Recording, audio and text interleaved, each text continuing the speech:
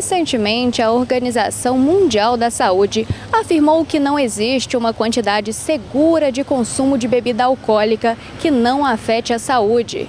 Mesmo que tenha alguns benefícios, os malefícios do álcool são maiores e aumentam os riscos de várias doenças, entre elas o câncer.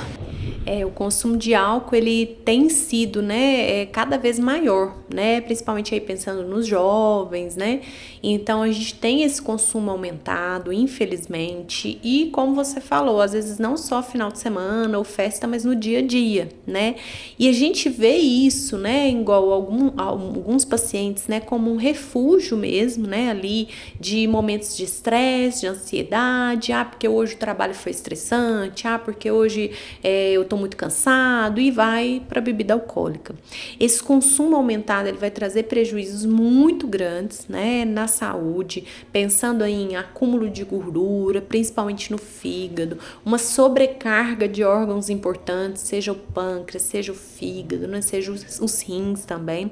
E esse acúmulo, de álcool, ele vai se transformar em gordura corporal, ele vai trazer prejuízos, principalmente no longo prazo, se a gente for pensar em obesidade, em diabetes, em hipertensão arterial. Então, a gente não tem aí como definir um consumo mínimo, Se a gente sempre pensa numa quantidade pequena, Infelizmente o álcool ele vai ter os seus malefícios, então a gente não tem estabelecido, podemos consumir X de álcool que vai trazer benefícios. Infelizmente isso a gente não tem. O que talvez não vá trazer malefícios, seria aí as doses estabelecidas, por alguns órgãos que não vai trazer malefícios.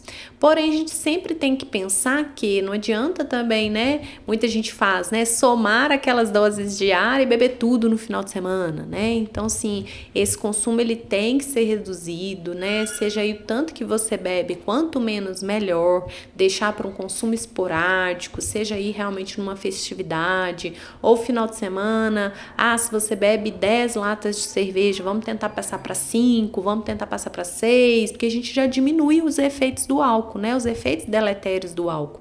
Não só na questão de peso, de obesidade, mas a gente tem efeitos muito mentais a nível cerebral, aí de destruição de neurônios, Então, tantas doenças neurodegenerativas que a gente tem também causadas pelo álcool, pelo consumo excessivo. Então, todo consumo, infelizmente, ele vai te trazer algum malefício. Então, o ideal é que você reduza um pouco.